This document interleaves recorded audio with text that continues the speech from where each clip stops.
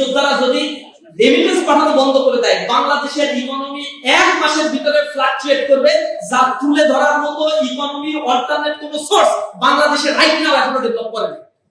কিন্তু আশ্চর্য, তাদের কোনো মর্যাদাই নেই।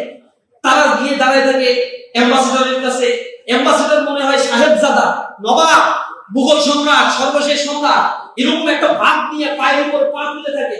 আর বিদেশে আমার দেশের শ্রমিকেরা গিয়ে কত কষ্ট করে যে জীবন যাপন করে, আনবিলিভ। তারা দিনের পর দিন দাঁড়িয়ে থাকে, তার ভিসার প্রবলেম দূর করা হয়, পাসপোর্টের প্রবলেম গুলো দূর করা হয় না। আবার দূর করতে গেলে সেইখান থেকে টাকা নেওয়া হয়। এইটা নিয়ে ইন্টারিম গভর্নমেন্টের প্রধান উপদেষ্টা একবার আক্ষেপ করে বলেছিল যে আমি বলছিলাম একটা শুভেচ্ছা নামে একটা অ্যাপ ডেভেলপ করতে, এটার মাধ্যমে বিদেশে যারা রয়েছে শ্রমিক, তারা আমাদের কাছে বার্তা পাঠাবে, কোনো সমস্যা হলে আমরা এখান থেকে সলিউশন করব। আমি এগুলা তারে সরকারকে, প্রবাসী কল্যাণ মন্ত্রণালয় আমি নির্দেশনা দিলাম সচিবদের, 1 বছর পরেও আমাকে আইসা কি কারণে হচ্ছে না তা তারা বলতে পারে। একটা দেশের প্রধান উপদেষ্টা বলে আমি একটা অ্যাপ বানাইতে বলছি, আর তার সচিব কাজ করে না।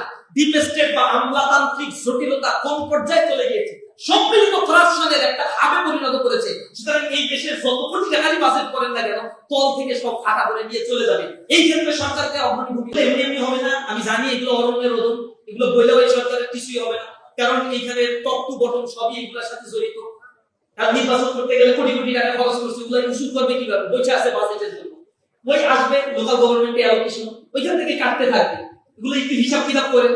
এগুলো নিয়ে কোনো মিডিয়া নিউজ করলে আপনাদের আবার মিডিয়াও বন্ধ করে দেয়, অনেক সময় প্রেশার আসে, আবার এসা বৈশা থাকে যে নিউজ করা যাবে না, কত টাকা লাগবে, এরকম হুমকি দামকি আমরা দিতে শুনি। আমরা এগুলো অ্যাকাইমিং করতেছি, কোথায় কতটুকু হুমকি দিচ্ছ আর কোথায় কতটুকু টাকা খাচ্ছ, সময় অনুযায়ী সব আমরা ডিক্লেয়ার করবো। শেখ হাসিনার হিসাব যেরকম জনগণের সামনে হয়েছে, সবার হিসাব এরকম হবে যদি সচেতন না হয়। আমরা সর্বোপরি এতটুকুই বলতে চাই, কি উপস্থিতি আমাদের স্বাস্থ্য খাতের দৈন্য দশা একেবারে। জিডিপির মানে লেস দেন 1% একটা দেশের স্বাস্থ্য খাতে, অথচ আমার কনস্টিটিউশন বলছে স্বাস্থ্য হচ্ছে আমার নাকি মৌলিক অধিকার। সরকারি স্বাস্থ্য খাত, সরকারি হাসপাতাল আর ওই যে স্বাস্থ্য কমপ্লেক্স গুলোতে গেলে মনে হয় এগুলা একটা গরু ছাগলের আড্ডাখানার কাছে আসছে।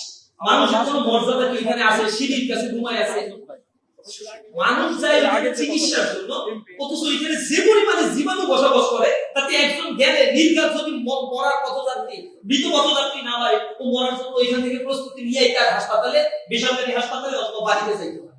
আপনি গেলে ওখানে সার্ভিস করেন না, সেখানে মধ্যসূত্রভোগী দালালদের এত বেশি দৌড়াতে।